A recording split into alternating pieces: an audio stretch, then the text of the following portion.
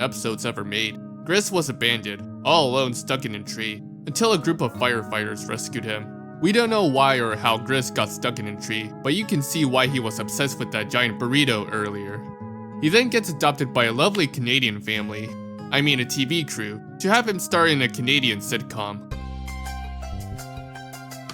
Gris doesn't understand the concept of a TV show, as he starts to believe that the other cast members are his real family. When he gets replaced by a cooler cast member, he tries so hard to win them back, but learns that in the end, cast members get replaced easily. Upon realizing this, he starts to understand that a real family is about love, friendship, loyalty, or something, which is something he has to discover for himself.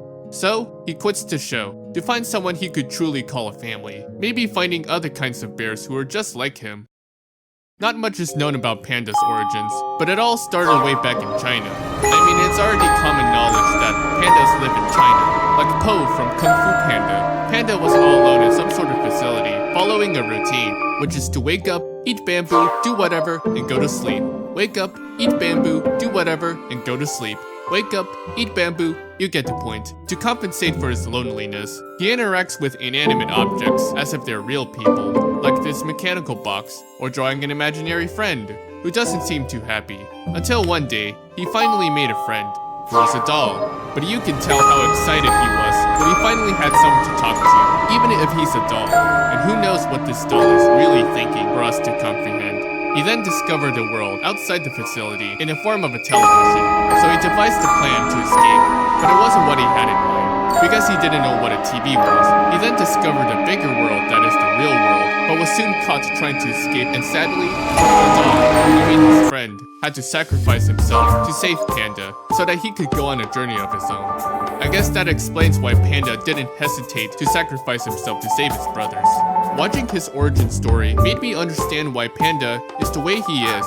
Him being isolated from the outside world is probably the reason why he's socially awkward and has trouble interacting with girls. We have no idea why he was in that facility to begin with, but maybe that's why he's on social media all the time and why he's desperate for love. Maybe that's why he relates to that fat vampire from that Twilight ripoff and his human counterpart. He wants to interact with someone who's just like him, who gets him. Just like how I want to interact with someone who's just like me. You could say that I'm like Panda, except for the part where he's desperate for love. I'm not interested in dating. Let's just move on to baby Ice Bear. You may think Ice Bear is all perfect and cool with his skills and personality, but no one is born perfect. In fact, his backstory is a bit heartbreaking. It all started in the Arctic, all alone trying to survive after his parents were seemingly killed. He barely had any skills to survive on his own. That is, until he met Yuri. Yuri was his mentor, a father figure. He taught him everything he knew. How to cook, clean, fix, wield an axe, learn the Russian alphabet, and he became so good at math that he even taught Yuri himself. It was at this point that Yuri started to see him as family, even teaching him the most important life lesson he'll never forget.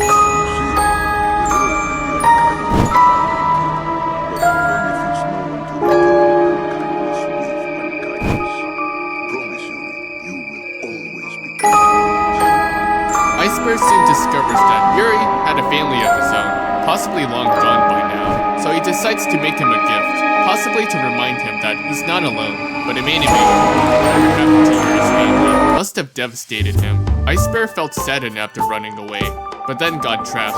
Knowing that he was in danger, Yuri decided to save him, making sure the poachers didn't go near him. And to me, it's honestly heartbreaking to see that Yuri had to lose him to ensure his safety.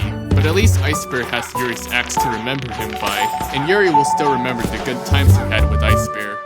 After arriving in the UK, he was unfamiliar with this new environment that he was struggling to survive yet again. And it's where we meet a couple of delinquents that Ice Bear decides to join them and learn a bit of street smarts to survive and causes some mischief. Kinda explains the criminal habits he has today. Ice Bear felt like he was a part of something, but it led him into a dark path. When trying to get revenge on those who mistreated him, he remembered Yuri's words that despite how terrible people can be towards you, you can't return unkindness with unkindness.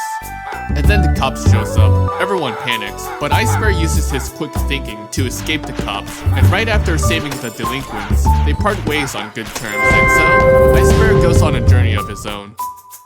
So, whatever happened to Yuri? Not much is known about him since, but I was hoping that would be answered in Icy Nights. For real though, the vibe kinda reminds me of Hotline Miami. And John Wick 2, I guess. This is arguably one of the best Ice Bear episodes, where we get to see a side of him that we didn't know existed, going into his past a little, and I wish there was Icy Nights 3. While these two episodes are mainly centered around Ice Bear's Roomba, the main thing I want to talk about is the relationship between Ice Bear and this character named Yana. These two knew each other for a while, possibly in love, went on adventures that we never saw throughout the show, and it was revealed in Icy Nights 2 that Yuri is Yana's father, which is why I wanted Icy Nights 3. That would have been a great way to answer questions about Yuri's whereabouts. The only theory I can come up with is that maybe the Techie Gang has something to do with Yuri. Who knows? Not to mention Yuri's axe. Whatever happened to Yuri's axe? Did something happen to it? It's why I'm disappointed that We Bare Bears ended too soon. I want to know if Ice Bear, Yuri, and Yana will ever reunite again. And maybe how Ice Bear lost Yuri's axe. Maybe make a movie about it. Just, please. I want to know. For how these bears met, Gris was wandering around the world in search of a new family. It was there he met Panda, who was stuck on a train track until the train was coming. Ice Bear saw that they were in danger and saved them from their impending doom. This is where Gris made a promise that no matter what, they will always stick together and become brothers for life. They may be 3 different types of bears, but that's the best part.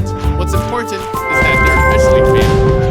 And I don't care if you say, oh, they're just milking the shit out of their cuteness. Shut the fuck up. This is peak storytelling right here. Like, come on. Without these origin stories, how will we know the obstacles the bears went through to get to where they are today? Or the fun adventures they had? How will we know the reason Gris became overprotective with that giant burrito? Why Panda talks to inanimate objects like they're real people? Or how Ice Bear became so skilled at everything? When was the last time you felt emotional just by watching their origin story? I don't get why some people don't appreciate these Baby Bear episodes, but overall, it's pretty interesting to see that these bears have different backstories. What I think truly makes these Baby Bears special is that even if they do get adopted separately, they just want to stay together. It's why I said that's the importance of family earlier, because no matter what unfortunate circumstances they're in, at least they'll be able to go through hardships together, like a real family. I'm terrible at explaining things, but you get what I'm trying to say, right? With that out of the way, let's talk a bit about the webcomic. As you may know, We Bare Bears originally started as a webcomic, and you can tell that the designs are a lot different than the show, but it wasn't popular when it came out, and I don't think I see a lot of people talking about it or going more in depth into it, which is where I come in. Let's take a look at the webcomic and see what these bears were really like before the show existed. This one's about the bears drinking alcohol and getting drunk, like Devilman from Team Fortress 2. Although I'm not entirely sure if the bears are allowed to drink, hopefully Ice Bear is the one driving the car, because otherwise, the bears would be in massive trouble. This one's about the bears withdrawing money from an ATM. Ooh, and this nice gentleman in a mask is selling his knife. Aw, Panda is still generous, giving him money to buy a new wallet. Too bad he left so early. I wanted to know what else he was selling. Got a broken fan? Let's fix that with duct tape. There, all fixed. Everyone knows duct tape fixes everything. This one is pretty much the first part of this episode. And this one's about the bears playing tag with a little girl. Hopefully nothing goes wrong yet. Oh shit! Did Gris just kill a child? I did not expect We Bare Bears to be so fucking dark, man. What I find interesting about the webcomic is that each title starts with the topic of the comic, and then just the 3 Bare Bears. Notice how this title reminds me of Goldilocks and the 3 Bears. And then cross it out because Gris killed her. Gris's personality is a bit plainer than his extroverted self, and Baby Ice Bear can speak, while he doesn't in the show, but can speak in the spin-off series. The best part for me personally is that I can hear their voices from the show when reading their dialogues. By using my imagination, of course. Throughout the show, we've seen the bears try many ways to fit in with us humans and be seen as cool. Like when they bought tote bags for that reason, only for them to buy way too many bags than necessary. Or when they tried to become internet famous just to be respected, but nobody watches them.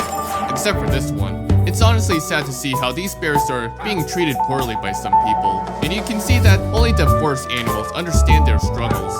But why though? These bears are fucking adorable. How can anyone treat them like shit? While the show may be mainly about the bears trying to fit into human society, you'd be surprised that this whole show is an allegory for what it feels like to be a minority. And the reason the bears are being treated poorly might be simply because of how they look. Like, I don't understand why some people would treat these bears like shit for just looking different, when they could be the best bros. They became the best bears for their friend's wedding, won a Mexican wrestling tournament just to pay for their friend's hospital bills, and even helped a guy achieve his dream of becoming a singer. We can put ourselves into their shoes and understand where these bears are coming from, because we all want a place to belong, a place to feel accepted, regardless of our background, and be treated like a normal person. You also gotta appreciate how the show's representation doesn't feel forced. It doesn't need to shove diversity down our throats. It just shows diversity like it's a normal thing. Which is why We Bare Bears has one of the best representations in any piece of media. Combine that with well-written characters, you get one of the greatest shows that both children and adults can enjoy. Which is something that Velma can't do.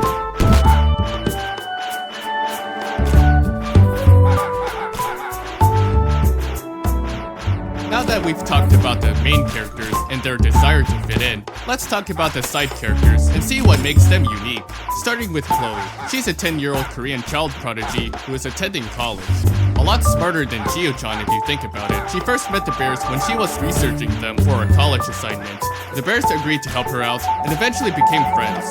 I mean, the bears did try to sabotage her presentation because they wanted to be seen as the coolest animals on earth. Because they're bears. Which I will admit, their poorly made edits were pretty funny. But seeing that no one else was impressed, the bears felt guilty about what they did. So they decided to be their true selves and save Chloe's assignment. So they're still great friends afterwards. Though as smart as she may be, she often has trouble making friends in college, who are adults.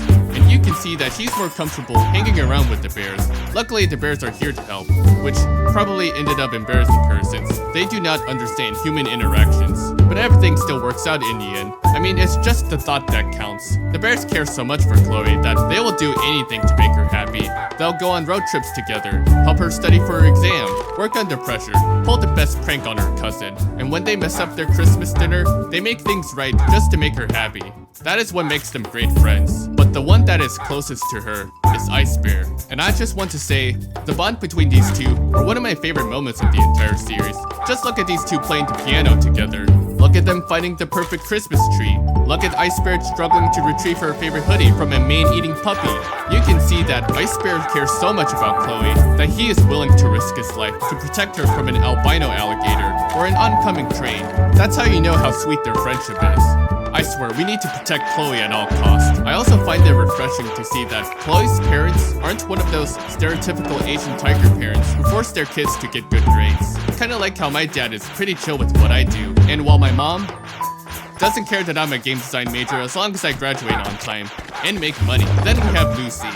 I mean, she's cool, I guess. Not much to say about her, other than the fact that she is voiced by that girl from The Office, a terrible dancer, and the girl Panda obsesses over, to the point of babysitting her brother just to impress her, but later becoming friends. But I respect the fact that she always comes prepared for any allergies. Then we have Charlie, a cryptid Bigfoot, who I'm sure a certain YouTuber would be happy to cover. Oh, would you look at that? I guess he already did. Anyways, Charlie's like that one neighbor's kid that we desperately don't want to hang out with. It's no wonder the bears have to put up with him, because he has no boundaries. He breaks into people's houses unannounced. He has an army of snakes. He is dirty as fuck. I wish we could just clean him up right about now. Oh wait, he is probably the type of person to say, and he is very lonely. And I can understand why. Charlie has been alone for almost his entire life, trying to live a peaceful life, and that time was spent trying to keep a low profile because of his fear of humans, and cameras because they just want to take pictures of him without consent. The only ones he can truly call a friend are the animals, including the bears. Despite him being a bit annoying, I think we can all empathize with Charlie wanting friends to hang out with, and we can all agree that Charlie's one of the silliest characters in the entire show. Heck, even the bears care so much about him that they'll scare off the locals just to save Charlie's private lake, and they're willing to lose their reservation at fucking chicken and waffles just to spend time with them. I mean, they could have just saved some of those delicious chicken and waffles for Charlie for being a great friend that he is, but whatever. Let's not forget about the friendship between Charlie and Panda. At first, Panda doesn't like being around Charlie because he's dirty and doesn't know personal space. But as the series progresses, Panda starts to become more comfortable around him, even though he doesn't want to admit that he is his best friend, because he already has one. Some notable examples of Charlie being a great friend to Panda is when he carried him all the way through the city despite being afraid of humans. And he is willing to drown himself in toxic waste just to save Panda. And in turn, Panda is willing to do the same. As much as Charlie is afraid of humans, he wouldn't want to wish any harm on them. Like how this dick of a Yeti thought killing them would be funny, but Charlie knew this was wrong. And of course, there are times Charlie did make a couple of human friends, like that Mexican guy from that time he was traveling in Mexico over 100 years ago for some reason, which also shows that he might possibly be immortal. And Ranger Taves, after she stopped trying to chase after him and eventually teamed up in that one episode. Speaking of Ranger Taves, meet Dana, also known as Ranger Taves. She's a badass forest ranger who dedicates her job to protect the wildlife, all in the name of justice. But one mistake can make her quit her job and sell pine cones online. Somehow, you can tell that she loves her job very much, that she takes even the simplest, smallest things very seriously. Like when her perfect sandwich gets stolen. She literally had to interrogate everyone until we find out it was her dog who stole her sandwich. To make things more insane, she once caused a major car crash in the city just to save a baby bird. Just make sure the bird doesn't go near German 95. She's also the leader of the Poppy Rangers, and her badass personality goes so well with her leadership skills. She wants to inspire the young girls to become something greater because they want to be like her, and she'll enlist the help of Grizz to do so. After all, Grizz is perfect for being a positive role model. His cheer won them a kickball game in that one episode, and he has the responsibility to keep the Poppy Rangers safe from any harm and make Ranger Taves proud. Not so much of a cave expert though. Ranger Taves' personality, leadership skills, and determination are what I admire about her. It really pisses me off that people would belittle her just because she blow things out of proportion. She's passionate about her job more than anything. She knows when the forest is in danger from miles away, and she wants to help people and make the world a better place. Even if the problem seems small, because she cares. That's why she's willing to help the bears whenever they need one. That's why she stopped chasing after Charlie to expose him to the world, because she realizes that the forest ranger should be protecting the wildlife, including Charlie. And in my opinion, that is what makes her a great character. Then we have Daryl. Most people would think that he's just some pathetic dweeb that sells mouse pads and lives in his grandmother's basement. But I say, he's actually the coolest guy out there. He once got himself arrested at the airport just so that he could bring the bear brothers back together. And he also got to marry the coolest wife there is. If there's anything bad happening to Daryl, like when his store was about to shut down, no matter what happens, he just stays optimistic, because the bears are there to help him. That's what I love about Daryl. And if I ever see any comments saying otherwise, well, then you're just fucking stupid. You are stupid, not a big surprise. Like, come on. I think we can all agree that we need a Daryl in our lives. Too bad he has less screen time. I wish we could have seen more of him. Especially the Bears' counterparts, Griff, Tom, and Isaac. These guys are a lot like the Bears, except Griff is a badass mall cop, Isaac sleeps in a walk-in closet, and Tom has a very bad sense of fashion. But he's still best friends with Panda. Funny thing about Tom is that he reminds me of a couple of my IRL Asian friends who also love watching anime, drinking boba tea, and listening to K-pop. Except for the kidnapping part, and most of them play fucking Genshin Impact, Valorant, and League of Legends. I, on the other hand, barely played any of these games and choose not to, and would rather play Team Fortress 2 instead. Is what I would have said if Valve actually got rid of the fucking bots. Anyways, I don't have much else to say about the human counterparts, other than the fact that I just know for sure I want more of them. You know, I've noticed that there are a couple of background characters that we've seen multiple times. Like in SpongeBob, we've seen the mailman multiple times, and Dr. Clark as well. Would be interesting if these guys got their own episode about their daily lives, just like how Fred got his own episode. Oh, and what about Officer Murphy? He barely appeared in the show, but played a huge role in the movie. I think he should get his own episode too. Not Ralph though. Fuck Ralph. Ralph is probably the type of person to punch a guy and then say, It's just a prank, bro. It's just a prank. And finally, the last side character I want to talk about is Nom Nom. Nom Nom is a cute internet celebrity who happens to be a dick.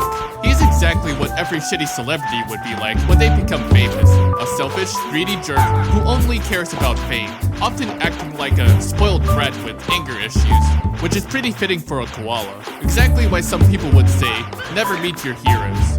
Nom Nom will do everything it takes to stay on top, even getting the bears killed just to do so. Which I doubt he'll ever stay on top, considering that Mr. Beast just became the most subscribed YouTuber of all time. Maybe Nom Nom should consider collabing with Mr. Beast. I could already imagine him and the bears in a Mr. Beast video like, I just bought this entire island. I have 3 bears and a koala, and the last one of you to leave this island keeps it. Or maybe just put Nom Nom in a boxing ring with Andy Bangs, and that would have been peak content.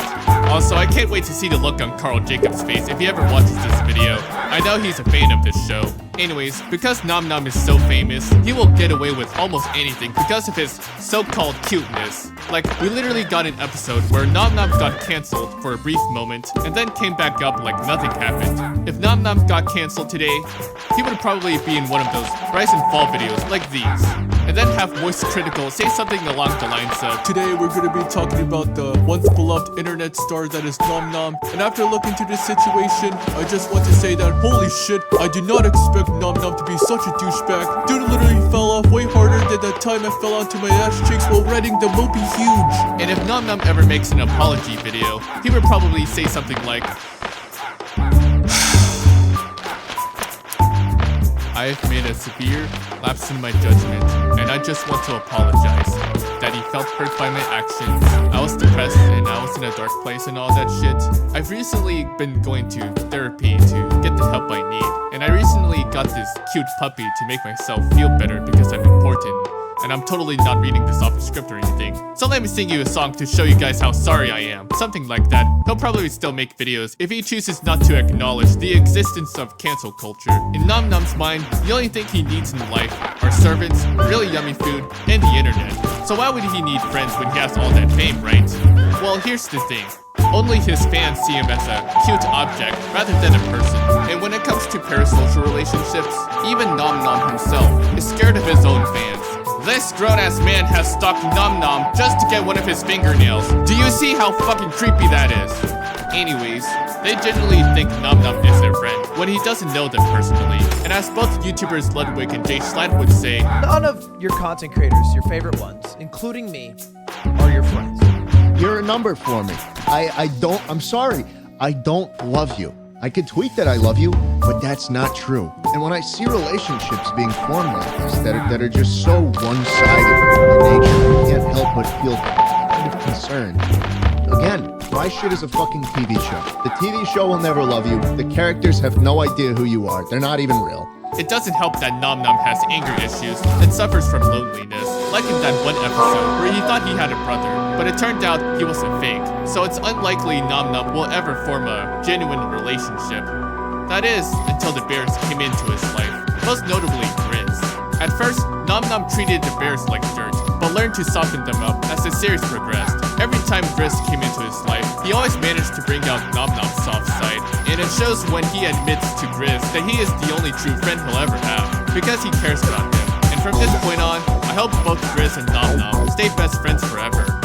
Hopefully, as long as he stops being a dick entirely. There will be a point in life where Nom Nom's going to realize that fame isn't everything, and there will always be someone better than him, like Mr. Beast. So he might as well retire while he still can, just like all the other YouTubers that have retired. If there's anything I've learned about these side characters, it's that most of them struggle to make friends. And I kind of find that relatable because I used to struggle to make friends as well. And it's something I, including the other characters, am working towards improving on to this day, even after I do manage to make some friends in college. Maybe that's why this show is very special to me, because there are moments that I can relate to a lot, especially when it comes to the internet and technology. What truly makes We Bare Bears a modern show is the pieces of technology that are way more advanced in today's world, something Marquez Brownlee would be excited to review, like these phones for example, or that home assistant that is 100 times better than Google's. Meet Schmorby. He can literally do everything that this lame-ass Google Home Assistant can't do. He can make any meal you want, reorganize your shit, or even put on some shows for you. If you're a lazy bitch, I wish we had that in real life, but will these pieces of tech age well in the foreseeable future? Who knows, but with the rapid rise of AI, I'm I'm kinda scared of what the future holds for us. But let's not worry about technology too much when we have the internet to talk about. We Bare Bears shows a lot of references relating to memes, pop culture, and even YouTube. Well, only in the early days of the internet. Back then, YouTube was a positive place to post viral cat videos, memes, and share your creativity with the world. But nowadays, it's all about becoming famous, farming content, blatant copying, plagiarism, getting sponsored by Raid Shadow Legends, clout chasing, and being fake. All to make some I mean, nothing wrong with becoming famous and making money online, as long as you're passionate about making videos and not throwing away your morals to do so. While some might argue that the usage of these internet trends can be considered cringy, I personally find them pretty charming, even though some of them may come off as trying to be hip and cool and all that stuff. I mean, smiling friends can do it better. But to be fair, this is a 2015 show after all. Even the writers are aware that some of these trends and memes become obsolete so goddamn quickly. I also find it funny how this web show called Recording with Mary kinda reminds me of Philip DeFranco, Scarce, and of course, The Garden Gnome. When it comes to covering internet drama that no one cares about. Oh my god, who the hell cares? Throughout the show, we've seen the Bears try multiple ways of becoming internet famous, but unfortunately, their videos don't go viral overnight. Of course, it never goes viral overnight. You gotta learn the whole YouTube game first. Try studying the YouTube algorithm. Maybe try studying Mr. Beast and learn how titles and thumbnails work. And if they want, the Bears could try to make their videos over 8 minutes long to get all that ad revenue, or resort to making short form content. I'm looking at you, Tames. Just show us how to make that goddamn Pinecone Man already. Nobody needs to know about fucking fire safety and some shit. Put in some ADHD type of editing because it's the age of the short attention span and the rise of the iPad kids. Saturate the thumbnails or put their faces in for frame recognition. And loud equals funny.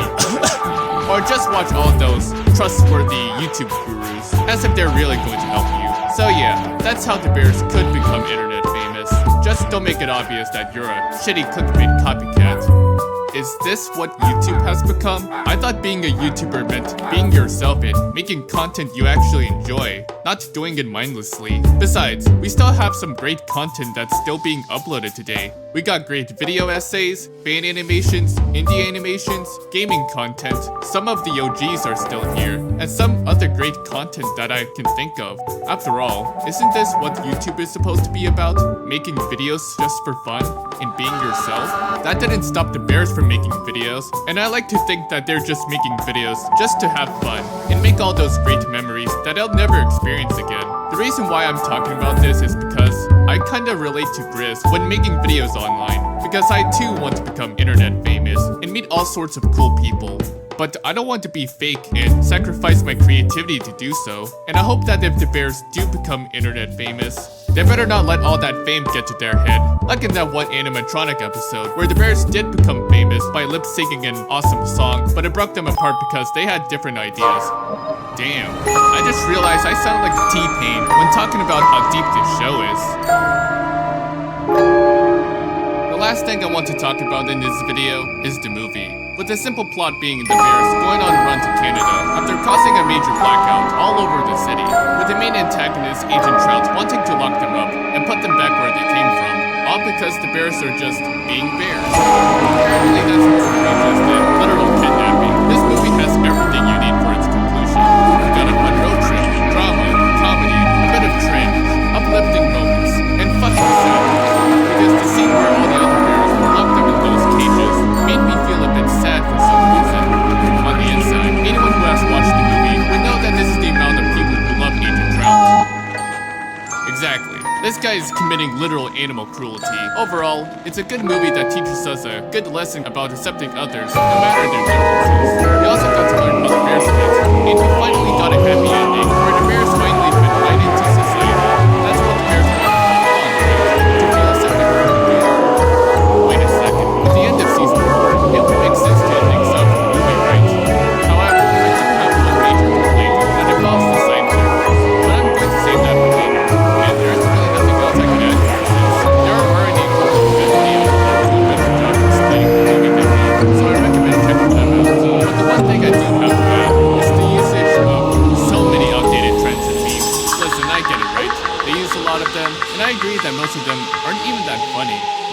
tribute to the old internet trends. But let's think about it this way. The bears want to fit into society, right? But they don't understand a lot about human interaction and possibly internet culture. So, what if that despite trying to become internet famous, the bears mashed all these old-ass trends into one because they lacked any understanding of how the internet works and how memes rise and fall pretty fast. After all, you don't see both Grizz and Ice Bear on the internet all the time, and that would actually make sense because even the movie is self-aware of how cringy it is to use outdated memes, especially with these celebrity animals wanting to be treated like a normal person because they know that even with all the fame they have, they will eventually be forgotten. Just like how most of us have forgotten about this guy. Which is why I think it's a genius move for the crew. At least, it's what I like to think. Let me know what you guys think in the comments below. Anyways, despite the happy ending, I still feel a bit unsatisfied. Something feels missing. I can't help but feel that there are still a couple of things that need to be said. And this is the part where I get to the one major complaint I have for the movie. The side characters didn't even do shit. Of course, they disavowed Agent Trout and a lot of other bears, but why didn't they play a major role in the movie? Where the hell were the bears' counterparts when the bears were being just as serious? Not was only seen once, and it's him being an asshole to the bears. Whatever happened to the friendship between him and Grizz? The only side character that kinda did play a major role in the movie was Charlie. He's honestly the last person I expected to play a major role. Yet he did way more than all the other side characters. I know this is a movie that mainly focuses on the bears, but I was hoping the side characters would help the bears a little, but it just feels like a slap in the face because we never got to see more of the side characters. They're just there. And worst of all, we never got to see some of these side characters interact with each other. We may already have an episode with both Ranger Taves and Charlie, but what about an episode with Chloe and Taves, even meeting the Poppy Rangers? Or maybe an episode about Chloe meeting Charlie. I think those would have been interesting episodes.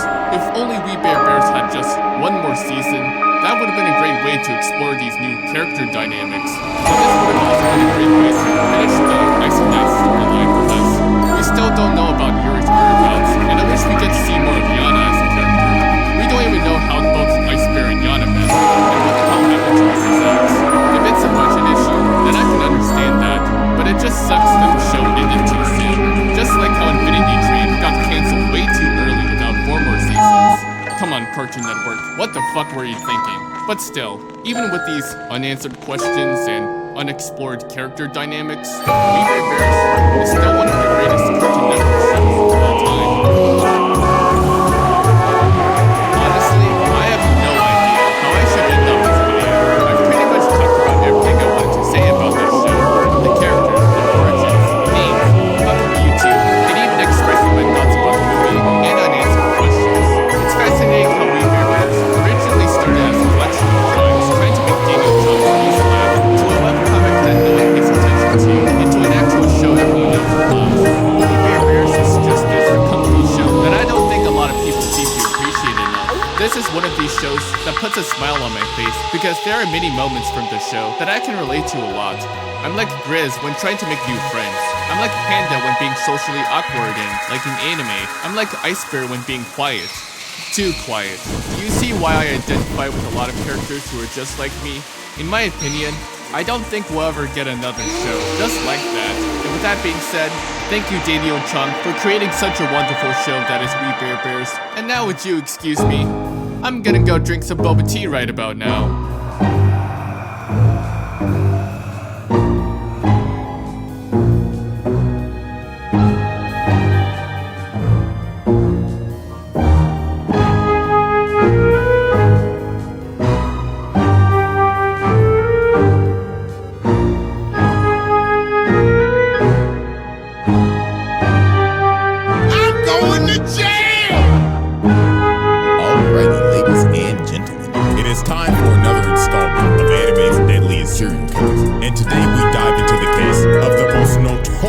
Serial killer in anime history, and that is none other than Kira, aka Mike Miyagi. And my God, with all the evidence and the amount of victims that's been ramped up, this case is going to be a beefy punch. Let's not listen to it. It's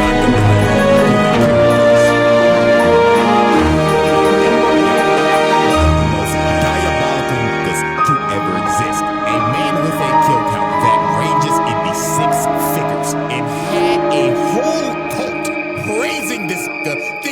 he's the Messiah. I need somebody to help me glorify God and stretch out your arms, open up your mouth and say anyway. But you have to wonder how the actual did this generic ass background character looking toothpick built ass nigga become one of the most notorious mass murderers in fiction? Well, ladies and gentlemen, that is why we are here. So first off, we need to know what the hell the weapon was to commit all these homicides. And that, of course, is the death note. Now, I'm pretty sure everybody knows how this thing works. But if you forgot, here's a quick refresher. Whoever's name is written in this note shall die. The note will not take effect unless the writer has the person's face in their mind when writing his or her name. Therefore, people shall listen.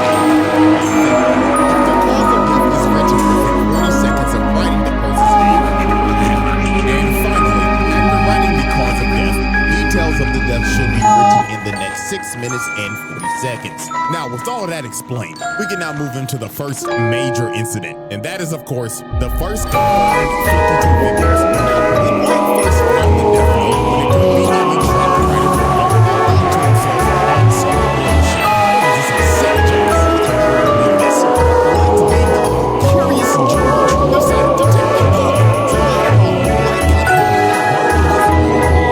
So he ended up thinking in his head, it doesn't matter, turn it out right. So White's interest in those factors ended up turning on crackhead is putting big children hostage at a daycare. So White said, let's write this guy's name down. I mean, he's a criminal after all. So 40 seconds later, the news comes back on and says, Breaking news! The children have been set free and the assailant just over and died. well, this man like was shook. He was like, no. It was just coincidence, right? No fucking way, right? But it was no coincidence. This local crackhead was the first victim of Light. But Light needed more proof because he thought it just had to be a random coincidence that bro had a heart attack when he wrote his name down. So later on that same night, while Light is walking back from cram school, he ends up seeing this lady walking, and these bikers come up and start to harass her. So ugly biker bastard right here ends up saying, "Hey there, pretty lady, how about you come fuck with a real nigga? Come in, spit on that thing for me." So these freaky ass niggas tried to redo a Hiller shorty in the parking lot, while Light was in the convenience store watching the whole thing like, not on my watch, you 69 gods. So he wrote Ro's name down and made the cause be of accidental death, and the rest was history. Old girl breaks away while ugly bastard tries to track her down. Watch your jet, bro. Watch your jet. And just like that, this man was stunned. He was like,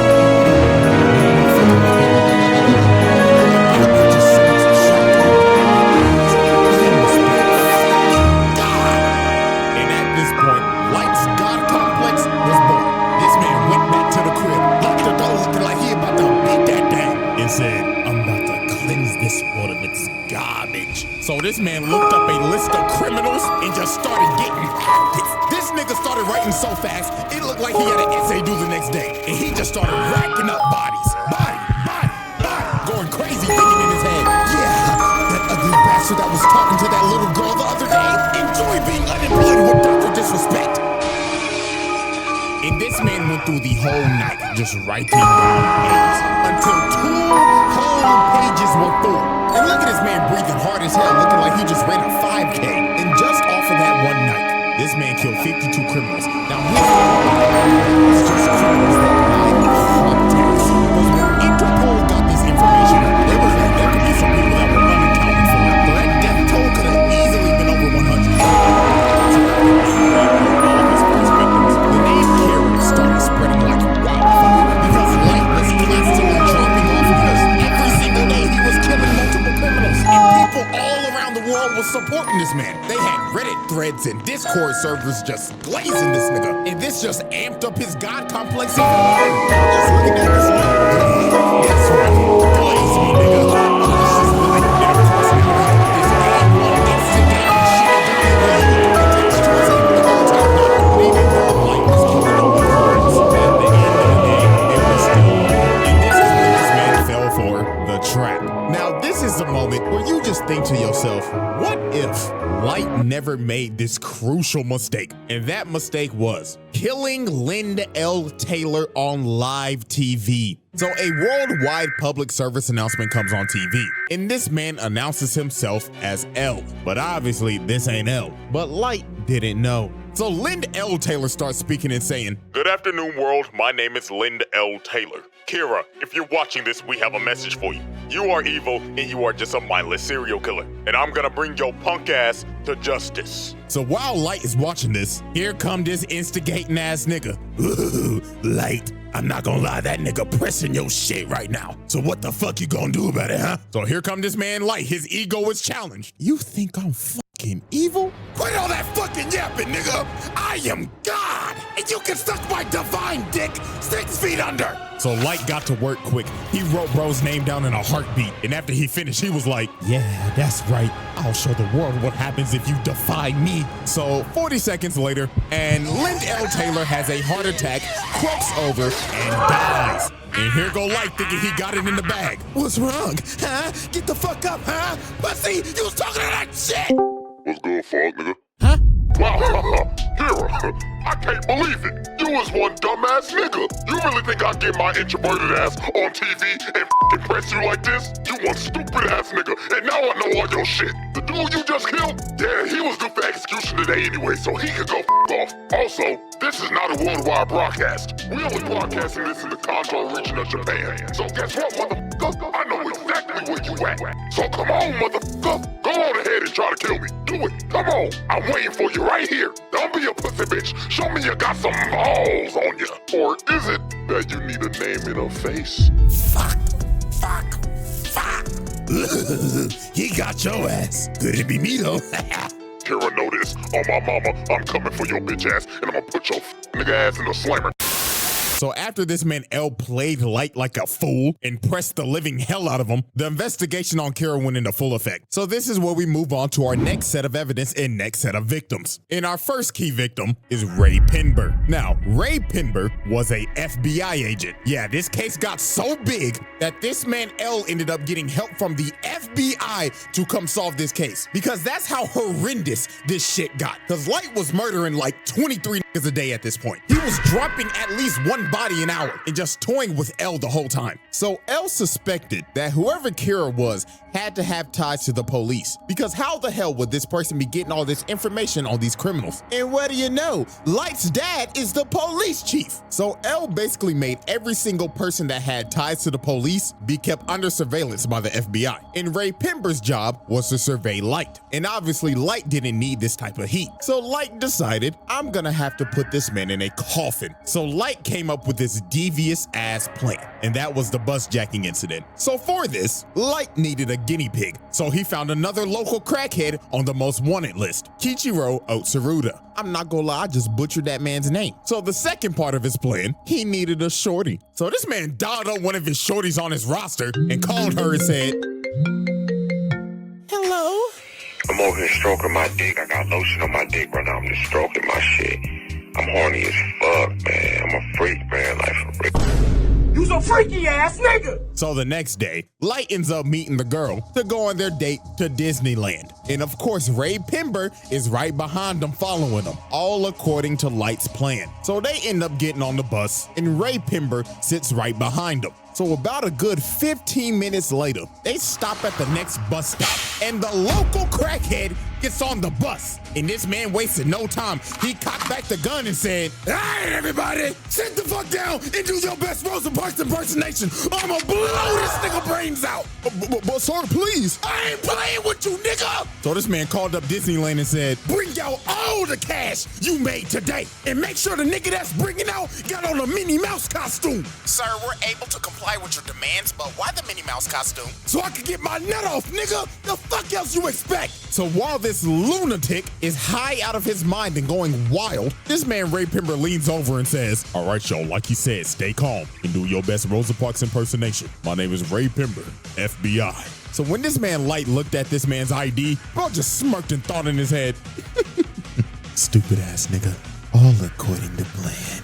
So Light digs in his pocket and drops a piece of paper on the floor. So the crackhead's like, the fuck you moving for, you little shit? You want me to blow your brains out, nigga? But Light meant to drop that paper because that was a piece of the Death Note. So old boy turns around and starts tweaking because he ends up seeing Ryuk behind him. So bro just starts emptying the mag, trying to shoot this man Ryuk, but obviously it ain't working. So bro ran up to the bus driver and said, "Oh Lord, get me off this bus!" So the bus driver stops.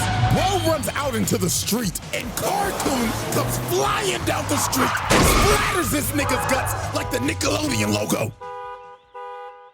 And of course, Light is sitting on this bus with no emotion, looks at his watch, and said, 11:45 on the dot, right on schedule. Light staged this entire bus jacking, because using the Death Note, he made this man board the bus, attempt to hijack it, then jump out and get hit by a car due to accidental death. And then at the end of this, Ray Pember thinks nothing suspicious of this man, because he thought, he couldn't be Kira, because he would have just offed him when he got on the bus. So now this man does not suspect Light, and Light has his name. So after Light boomed the second local crackhead, it was time to move into phase 3 of his plan. So about a week later, at a subway station, he ends up seeing Ray Pember walking. So Light puts on his hood looking like he about to hit a lick. So he gets behind him and says, "Ray Pember, don't move a fucking muscle or I'll drop your ass right here." So Light tells this man that he's Kira. And to prove it, he said, "Look over there. You see that nigga with them glasses on? I'ma drop that nigga right now." And bro right here starts having a heart attack and dies.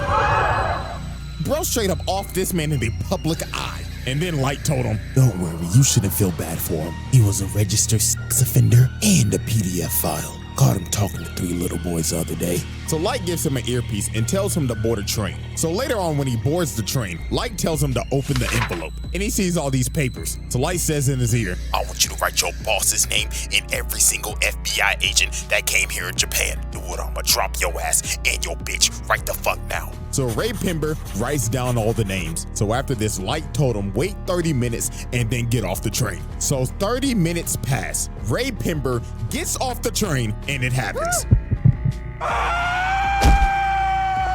And right before the lights went out, this man looked up and saw who Kira was the whole time and thought before he died, "You've got to be fucking kidding me." So after the lights went out for Ray Pember, so did the rest of the FBI's, because the sheet that Ray Pember wrote those names on were Death Note sheets. So the other 11 agents that were in Japan and his boss shortly died right after Ray. And just like that, Light Yagami did the unthinkable. This man bitched the FBI. Because the director of the FBI calls L and tells him, Mr. L, I'm sorry, but America's gonna have to pull out of this one. This shit's getting out of hand. Now it seems that Light is ready to make his victory lap, but there was one problem. There was a loose end, and that loose end was Ray Pember's fiance, a former FBI agent. So she did some snooping around and quickly figured out whoever Kira was had to be on that bus. Also, she ended up figuring out that he can kill in other ways besides a heart attack. So a couple days later, she goes to the police station because she's basically figured out this entire thing. All she needs to know was who was on the bus. So when she goes to the police station and asks to speak to Light's dad, who is over the case, just by coincidence, Light walks in and overhears her talking about it. So Light was like, "Who the hell is this bitch?" So he walks up to her and tells her, "Hi, excuse me, ma'am. My name's Light. Pleasure to meet you. You see, my dad is the chief of the police force, so I can help you out real quick. You know what I'm saying?" So they end up walking outside and they start chatting it up. So the first thing Light asks is, Miss Beautiful Miss, can I have your name?" So she says, my name's Shoko Maki. So Light already has the name. So now his plan was to just talk her up, figure out what she knows, and if she knew too much, he was gonna offer. So they kept on talking, and she just kept on yapping, but everything she said was right. And the real stinger was, she said that, I would have wanted it this way. And ta-da, Miss looking at your watch? Oh, because I'm Kira. Duh, stupid bitch. And it was over. She ended up walking away and she's going to unalive herself in GTA. And while she's walking away, this sick nigga is just talking and saying, "Oh, ma'am, what's wrong? You still need to use my phone, right? I thought we were gonna catch Kira."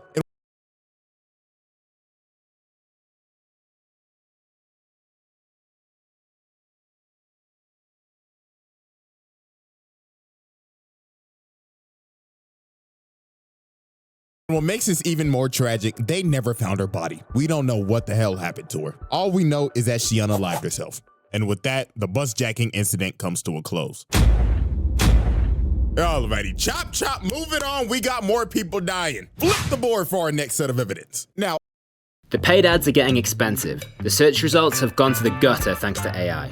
Social media? Only if you have an abundance of time. And let's be honest, you don't. But what if I told you there's a channel with jaw-dropping conversion rates, 100% owned by you forever? Simple to use and easy to grow. This channel is email marketing, and we know a bit about it since we've been in this business for 25 years. But how do you get started, you ask? That's easy. Say hello to email marketing with GetResponse. It's not just about sending emails, it's about making it seamless, so you get more time to spend on other aspects of your business. obviously, we know Light's biggest opposition is L, one of the smartest characters in fiction. This nigga's anime Sherlock Holmes, and this man was on Light's ass 24/7, cause he always had a hunch that Light was Kira. I mean, he literally walked up to bro and said, "Hey man, my name's L, and I think there's a 5% chance that you're Kira." What?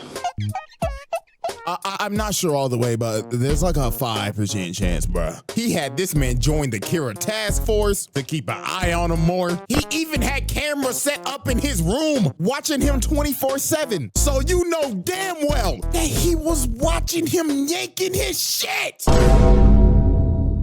And don't be acting like I'm reaching. You think Light was cracking Misa? Fuck no, he hated this bitch. Speaking of that, let me go ahead and introduce the accomplice. The second Kira, Misa. Absolute brain dead. This girl suffers from brain rot. And she's just deeply in love with this nigga. And the reason why is because her parents were murdered. And lo and behold, guess who brought justice to the murderer? Yeah, Kira off that nigga. And how she got a death note is even crazier. One night she was walking home and she got approached by some crazy ass stalker nigga, and he was ready to kill her. So a Shinigami named Jealous, that was weirdly in love with her, decided to save her life and kill the stalker at the cost of his life. So Rim decided, I might as well give her the death note. He would have wanted it this way. And tada, Miss Brainrot became the second Kira. So Light decided to use her because she had the Shinigami eyes and she could see any person's name just by looking at them. But at the cost of halving your lifespan though. But Light knew he needed her to dep in his bag so he could kill people 10 times easier. So he made her pose as his girlfriend. So time passes, and one day, L ends up capturing Misa, suspecting her of being the second Kira, because they raided her apartment and just found a bunch of shit. So she got put in confinement. So Light said, "F it, it's time to activate my master plan." So to make sure Misa did not confess, he had Rim make her relinquish ownership of the Death Note, so it would wipe all of her memories of it. Then had Rim and Ryuk swap notebooks. And in the notebook, he wrote down 2 BS rules that basically said, if the person that is using the notebook hasn't wrote down a name in 13 days, they die. And if you destroy the notebook, all the humans that have used it will die. So he told Rim, go give this notebook to a greedy, power-hungry bastard and let them become Kira, while I give myself up to L, relinquish ownership of the Death Note, and go into solitary confinement for a total of 50 days. And that's what Light did, because on day 7 of his confinement, Light gave up his ownership of the Death Note and lost all of his memories of it to take all suspicion off of him. And on day 15, the murders started back up again. And the person murdering these people was Mr. Kyosuke Higuchi of the Yotsuba group. So him and this group decided to kill other businessmen to further the growth of their company. These niggas was Disney just building a bigger monopoly, but their downfall was they had some rats. And that was these two right here, because they basically sold out and was talking to L the whole time. So over time, after Light and Misa was released from confinement, and L and Light, the 2 smartest niggas on the earth working on the case simultaneously, ended up figuring out that it was Higuchi. So one night they end up baiting him out with a fake broadcast saying that they're about to reveal who Kira is. So later on, while this man is speeding down the road, he ends up getting stopped by a cop. So the cop do his thing. He like, license and registration, please. So Higuchi's like, all right. But this man was not reaching for the license, he was reaching for the death note. And he made the Shinigami ideal so he could see the officer's name. So he wrote bro's name down, then just hit the gas and took off. So this man starts a whole high-speed chase, running from this cop. And about 5 seconds later, the cop ends up having a heart attack and crashes into the back of a truck. Another victim by truck coon. Damn, this nigga's on a tear. So that man L said, all units, arrest this nigga. And I kid you not, this shit went from Death Note to Tokyo Drift. So this man had the whole task force chasing him, L Light and Watery in the chopper, and they was not playing games. They said this shit ends tonight. So while this man Higuchi is speeding on the road, this man runs into a police blockade. So he ends up getting cornered and he is trapped. So he tries to drive the other way, but FaZe Watery is up here on the helicopter and says, not on my watch, fuckboy, and shoots his tire out, makes him spin out, and he crashes into the wall. And it was over for Higuchi. They surrounded that man. So they cuff him, pin him down, and they come down to our last major victim. And this one was just peak manipulation. So while Kira's influence was growing stronger in the world and Light was out here inciting riots to stop Nier, he needed the right people to spread his message. So the ex-Kira, Teru Mikami, who was basically Light's right-hand man that he personally chose after making Misa relinquish her death note again and losing all of her memories, decided we need a change of management. So this fat nigga, Demigawa, who is the leader of Kira's kingdom and is the spokesperson for this cult, decided to stream their Sunday service on TV. Tell me how you feel now. Yes, Lord. So Mikami said, fuck these niggas. So he deletes every single one of these lunatics on live TV. Delete! Then he saved Demigawa's fat ass for last. He said, the doors of the church are open, but not for you. So after Mikami disbanded the Church of Kira, he chose a loyal supporter of Kira to be the next spokesperson. And that was Kiyomi Takeda, Light's ex-girlfriend back in college. So you see where this is probably gonna go, right? So Light convinced the task force that we should use Shorty to get some more leverage on Kira and find out who that is. But obviously, Light had ulterior motives with her. So one night, he meets up with her. So here go this manipulation Riz. How you doing, Shorty? You looking as fine as ever. And he just had her in the palm of his hand. So he basically told her, look, Shorty, I'm Kira, and I see that my dog has chosen you as my spokesperson, so I'ma make you the goddess of the new world. And she was so ecstatic. She was entrenched in this nigga. And yeah, y'all could probably guess what happened after this. Now, they don't show it, but let's be real. Light laid the pipe on her ass. How good is that dick? Oh, how good is that dick, bitch? So after Light got done getting his freak on and getting Takeda to work with him, he had Shorty basically being another Kira. So he made Mikami make a fake notebook and sent the actual names to Takeda, bringing her in and making her do some damn killing. And she was just dignitized. She had that Jeffrey Dahmer syndrome when Shorty's was just fiending over that nigga for some odd reason. But time for shit to get crazy. So one day, Takeda ends up getting ran up on and kidnapped by Mello. So a couple hours passed and Mello started trying to interrogate her. Bro pulled out the gun and said, all right, chop chop. Take off them clothes and start shaking them booty cheeks. I'ma blow your fucking brains out, bitch. So while she starts stripping, she ends up taking a piece of the death note out that she had in her bra. So while Mello's transporting her in the back of this truck, she ends up calling Light and she on the phone saying, oh my God, baby, please help me. This weird nigga came, put me in the back of a truck and told me to shake my booty cheeks. So Light said, baby, calm down. Now, did you do what I told you to do if you ever got in a situation like this? Yeah. And that is what she did because she wrote Mello's name down and killed that nigga. But Light, being a sick and twisted bastard, decided, nah, I'ma get as much out of you as I can until your gas tank is empty, bitch. So Light told her on the phone, the time has come. Execute Order 66. So he made her call up Mikami and made her tell him, send me as many criminals as you can so I can go on a killing spree. So while she was doing that, Light was just sitting in the car on the way to go pick her up. And in his head, he just said, man, you know what? You should have never went to that frat party without me, bitch. and it was all over for Shorty. Light made her unalive herself by burning herself alive and setting everything on fire to get rid of every single piece of evidence.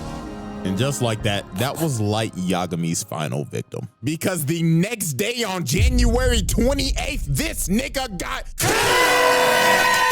yeah, I'm not gonna lie, with the final confrontation with Nier, Light got cooked. This nigga went out so sad, bro. Nier read this motherfucker like a book. It was actually fucking hilarious seeing this nigga lose his mind. Because Mikami utterly failed, so Light tried to pull a fast one, but Matsuda just dumped bullets in his ass. So for Light to escape, Mikami just unalived himself. Nigga committed seppuku, and Light just ran away, but they didn't even bother chasing him. He was done. So Ryuk, watching over the whole thing, was just like, well, I'll give it to you, Light. You was one entertaining motherfucker, but I need my notebook back.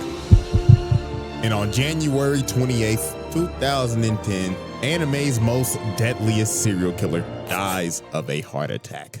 Man, how everything comes full fucking circle, doesn't it, buddy?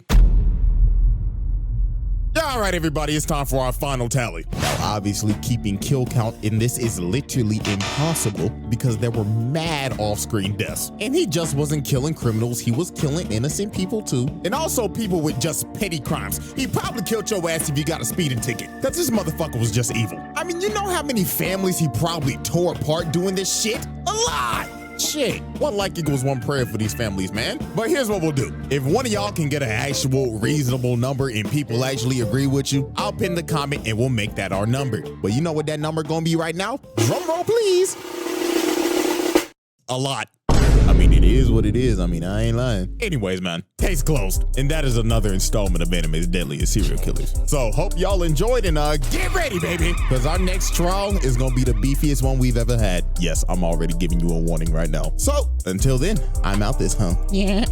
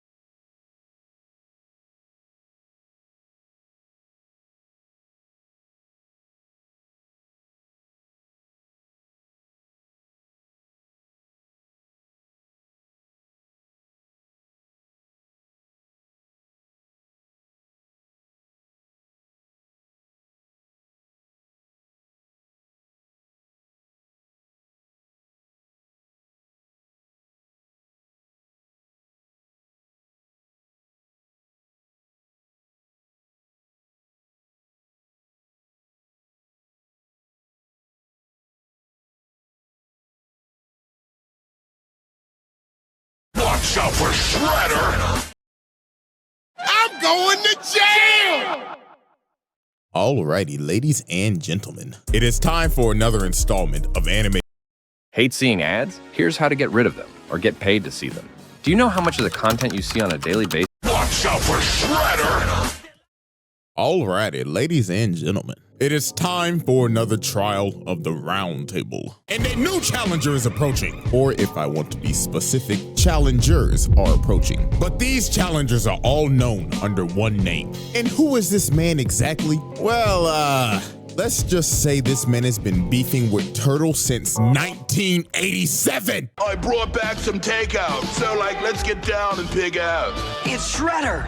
Where? Ladies and gentlemen, the Shredder. So everybody sit back and relax, because the amount of evidence and exhibits I have on this man is about to make this the most massive and ambitious roundtable trial to date. So without further ado, it is time to commence the Shredder trials. Exhibit A. Y'all righty, ladies and gentlemen. I now present to you Exhibit A, the Utrom Shredder.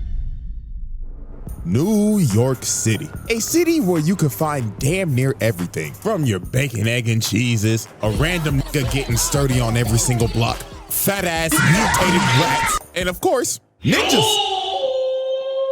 I beg your pardon? Ladies and gentlemen, welcome to the TMNT version of NYC, where the streets are ran by ninjas. And to be specific, the Foot Clan, ran by none other than Oroku Saki, or also known as the Shredder. Now, this man Shredder basically ruled the streets of New York with a iron fist. He had every single rival gang and every single mob boss bend the knee. I mean, look at his first example. We got a run-of-the-mill drug deal going on right now between the Foot and some random ass mob. So bro right here come up and say, "You got the stuff? Do you have the payment?" Oh, we got the money, all right. So bro throws the briefcase to him, and Big Dog got the case and started counting the money on the spot. And when he finished, he was like, "Do you play us for a fool?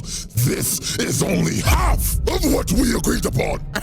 "Yeah, cause you're gonna get the other half after we take it off your dead corpse, bud." "You have signed your death warrant." No. And look at the mob. These boys are terrified. So they start shooting, and they just start beating the shit out of them. They stood absolutely no chance. And these were level 1 foot grunts, by the way. The foot grunts that Shredder treats like absolute garbage. I mean, look at these workplace conditions, my nigga. This man treats these foot grunts as his personal punching bags. First off, before they even start this beating session, they gotta glaze the nigga. They all got on one knee and started saying in unison, "Master Shredder, our glorious king, we are honored to get our ass beat by you." So the reverse jumping session started. Foot nigga number 1 decides to pull a sword out, but look at this. Weave, roundhouse to the dome. And he just whooping they ass without even trying. Look at this. He bicycle kicked a whole grown man into another man. And look how he landed. A whole Hoga ass in his face. And they just got absolutely bodied. And I honestly gotta feel bad for these level 1 foot ninjas, because they probably go through this every day. He probably just beat their ass for entertainment. This is just straight torture, bro. And my God,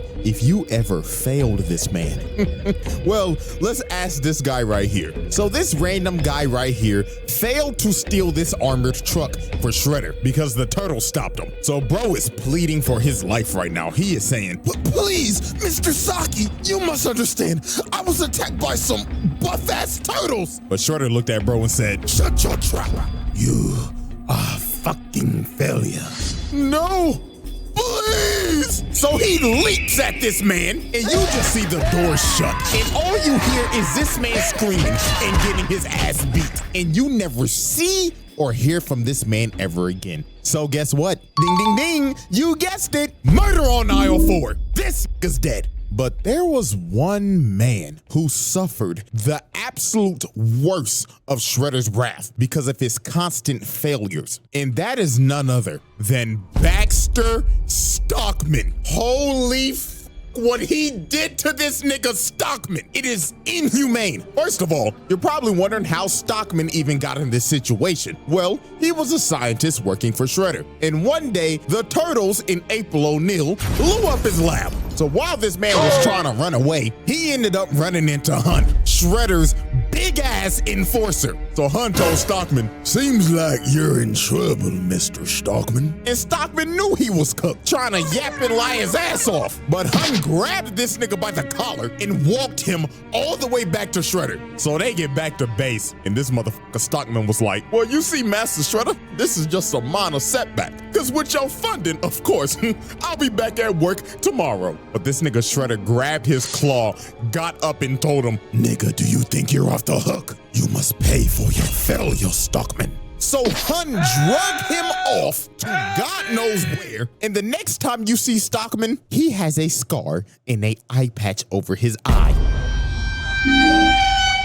He gouged out his eye! He straight up mutilated this man. And look how he treats this man on a daily basis. Stockman like, "Oh, Master Shredder, with my Ivy League genius brains, we wouldn't be in this situation right now." "Shut your black ass up, Stockman!" And guess what happened after this? He failed him again. So they took him back to the torture chamber and Hun mutilated him again. And the next time you see Stockman, bro cut off his arm and paralyzed him. He turned this nigga to Charles Xavier. So I'm pretty sure y'all get how this works now. Every time this man fails, Shredder takes one of his body parts. And this isn't even the last time, but we'll save that for later. And trust me, it gets worse. So, his first confrontation with the Turtles was a absolute beatdown. And before this even happened, Shredder tried to sweet talk this nigga Leonardo. He went up and told bro, "Hello, nigga Turtle son. We don't have to be enemies, my boy. So take this sword as my gift." So this man Leo went back to Master Splinter. And when he told him this, Master Splinter was like, "Oh, hell no, my son. Don't you dare trust that motherfucker." And this man Splinter was right, because PTSD came and hit him like a train. Because years ago, when Splinter was the pet rat of Hamato Yoshi, the Foot Clan busted up in their house and jumped this man. So then Shredder came in and they started to torture him while Splinter was watching. Then after he was done, he killed the nigga right in front of his face. So now they knew who they was dealing with. So later on that night, while they're on a rooftop, they end up getting ambushed by the Foot. And here comes this motherfucker Shredder. And this man came in pissed off. He was like, "I gave you that expensive sword and you still decide to fight against me. Did you know how much that costed me?" "Like what, $50, bruh?" "Try 50,000, nigga." Oh. So Shredder sends his Foot Ninjas to attack him. And while this man Mikey is just twirling around his nunchucks, Shredder comes from the top rope and drop kicks him across the building. Then he looks over at Leonardo. Bro said, "Come get some of this shit too." Then over here, look at Donatello just spinning his staff like an idiot. Nigga think he Wukong. Shredder comes behind him and just throws him. And look at Donnie's stupid ass. You know he can't break throws. Then this man threw a sword to light the entire building on fire and just starts staring down Leo and Raph. So they all jump up and Shredder just knocks them out both in the air. This nigga is cooking them. And then look at this. Raphael gets up just to get kicked off of the building into a dumpster. Then he kicked Leonardo off a building. Dog landed on a taxi. And them boys had to retreat because Shredder done destroyed the whole damn building. And look at this motherfucker walk out the fire and saying, "Oh, Turtles, come out to play." I ain't gonna lie, I'd be shitting bricks if I was in their shoes. So then he called over his Foot Ninja. He said, "Foot Ninjas, glaze me." "Yes, Master Shredder. If you want a pay raise, find those turtles." So Shredder had a bunch of Foot Ninjas just on a wild goose chase, hunting these boys throughout the entire night until the turtles just decided, "F it, we can't outrun the nigga, so we might as well just fight him." So later on, they decide to have a standoff on the top of this roof. So here come this man Shredder, and he immediately said, "Foot Ninja, jump the turtles." So they got a whole brawl going on right now. And I'm not gonna lie to you, this version of Shredder does not believe in fair ones at all. Every chance he gets, he's gonna jump you. Look at this nigga Mikey just fighting for his life right now. Bro is on a f***ed up ankle just for Shredder to come out of nowhere and send him flying. I mean, look at this nigga. Donatello is clearly getting jumped just for Shredder to walk up to bro and tell him, "Hey there, little green nigga. Catch this 4-piece combo, nigga." Sent this nigga Donatello flying while he was off guard. This nigga don't believe in fair ones. Look at Leonardo. This man is backpedaling just for Shredder to come behind him and try to sneak him. Bro got lucky. Raphael bailed him out, but they just ended up trading places because Shredder picked this man Raphael up and threw him across the building. And look at poor Mikey. Y'all already know what's about to happen. Shredder sneaks this nigga again, send him flying to the wall. And of course, this man Leo's the last man standing, just for him to run right into Shredder. And bro just looked at him and said, "Night, night, nigga turtle." So this man Shredder had him beat. The Turtles are already down 2-0 against this nigga. So right when he's about to deliver the killing blow, which is clear attempted murder by the way, Master Splinter comes down and bails out his sons. And this man Shredder was pissed. He told Master Splinter, Looks like New York's ever-growing rat pandemic has still been unsolved. But Master Splinter was not about to take that disrespect. He led Shredder over to this water tower and gave him the bait of the century. He just started making bro miss so he would destroy the supports of the water tower. So when the tower started shaking, Master Splinter told him, This is for my Master Yoshi. So bro kicked the water tower on him. So dog got washed off the building and the water tower fell on him. So Master Splinter then bailed these boys out because they think Shredder is dead. And I mean, shit, anybody would. Nobody is surviving that shit. But we would soon understand that this man is fucking unkillable. And I mean this literally. Bro dodges death like Ice Spice shaking ass. It just comes natural to him. So about a good week later, Leonardo decided to go on a morning training run. And everything just seemed all fine. Master Splinter was like, take care of yourself, my son. And make sure to get that 40-yard dash faster. You looked slow the other day. So Leo goes out on his morning training run. So about 1 hour later, it started to get a little worried. Donatello's smartass was thinking in his head, what the Sigma? It's 8 o'clock sharp and Leo left at 7 a.m. Usually it takes him about 30 minutes to run. Hey guys, the fuck's going on? I don't know, bruh, but something is totally off. And their suspicions were right because literally 5 seconds later, Leonardo comes flying through the window and this nigga is beat the fuck up. And Leonardo's last words before he lost conscience was, He's back. Yes, this man Shredder came back with a vengeance because while Leonardo was on his training run, Shredder sent his elite guard to jump this nigga. And when they was done, they took Leonardo's swords, gave it to Shredder, and bro bended his swords and snapped him in half like a stick. And not even a minute later, Foot Ninja started busting into April O'Neil's apartment. They said, we committing home invasion today. So the Turtles had to retreat to get to the store downstairs before they got overran. So later on when they got to the store, Shredder comes and kicks down the door. And bro walked in saying, 1, 2, 3, 4. How many nigga turtles are in my store? I know you're stealing. Well, actually, you're the one busting into April's store right now, so, technically, you're the one stealing, bruh. You know what, Mikey? You actually got a point right now. Silence, you little green shits. Quit all that yapping and come get these hands. So they dive in on him, and Raphael comes in first. But look at this. Bro hits the cook of the century and punishes the hell out of him. Mikey comes in and gets cooked as usual. And here comes Donatello. He whiffs. And look at the sidestep. Bitch! Kick this man into a stripper pole. But nah, I ain't gonna lie. We gotta ask this question. April, why the hell you got a stripper pole in your store? You damn freak. Shorty probably got a secret OF. So here comes Master Splinter. And obviously, Shredder wants his run back. So they start fighting again. But I ain't gonna lie. Shredder started getting cooked by this rat again. Because Master Splinter just had too much sauce. That's too much sauce. Nani? So bro ended up kicking a bookcase on him, and they decided to retreat in this cellar. So while the Foot was trying to open up the door, the cops ended up pulling up. So Shredder told his Foot to disappear. But before he left, he decided to do some crazy shit. Bro walked up to the cooler and locked them in. Then he pulled out a grenade Molotov, set the place on fire, and started leaking gas. And bro started to walk away and said, This is what y'all get for camping like some pussies. Say your prayers, nigga turtles. So the gas started to leak, and bro blew up the whole block. This is just ridiculous, bro. And I'm not gonna lie, this man had to have caught some bodies here. I mean, you literally see these policemen get blown away. 99.9% of the time, a regular is not surviving that. So let's be real, they're dead. Now, the Turtles did get out of there because of a vent, but look at April. She is devastated. She done lost her whole business and her whole apartment, and the whole crew basically had to leave New York. So Shredder effectively ran these niggas out of New York and put Leo in a coma. Bro was out for like a week. So the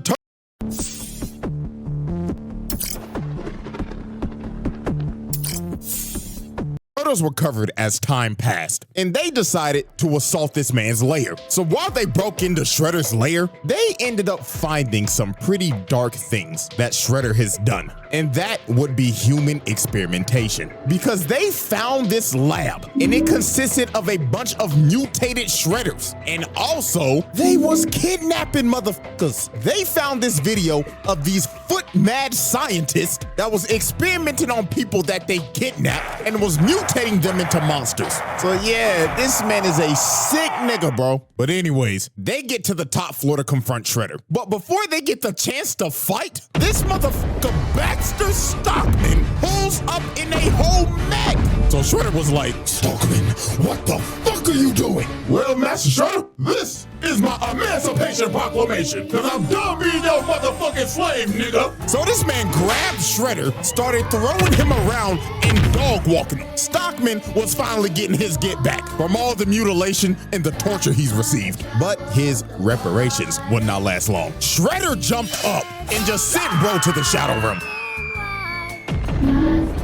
So after that altercation, Shredder was like, now then, let's get down to business. Shredder starts whooping they ass. So here comes Master Splinter trying to bail out his sons again, but this time it wasn't gonna work. Shredder jumps up and roundhouses this nigga through the glass and off of the damn building. Shit, bro got lucky this was Leonardo saving his life and not Spider-Man, because we all know what happened last time Pete was in this situation. Blew that back out. But while Leo was saving Master Splinter, everybody else was just getting their ass kicked. It looked like Shredder at this point was just having fun. Then later on into the fight, he ends up pulling out this sword called the Sword of Tengu, which is a mystical sword that he had made a long time ago. We will learn about this soon. But he ends up blasting the turtles and knocking them all out. So they was fighting for dear life at this point because Shredder's using this busted ass sword. But they ended up knocking it out of his hand so Leo could grab it. And Leonardo and Shredder stood off for one final strike. And well, the plot kicked in hard, and Leonardo ended up decapitating the Shredder. So now the battle is over, and the Turtles have defeated the Shredder, or so they thought, because this man got up, grabbed his head, and walked off into the fire. And how the hell did he do this? Well, this is where shit gets crazy. The Shredder Trials. Exhibit A wrap-up. Multiple counts of murder, mutilation, torture, kidnapping, home invasion, trafficking, racketeering, property damage, multiple counts of attempted murder, assault on multiple counts. Exhibit B. Alrighty, ladies and gentlemen, I now present to you Exhibit B, Sherelle. Now, let's get the elephant out the room. This nigga is not a Rokusaki. This motherfucker is an alien.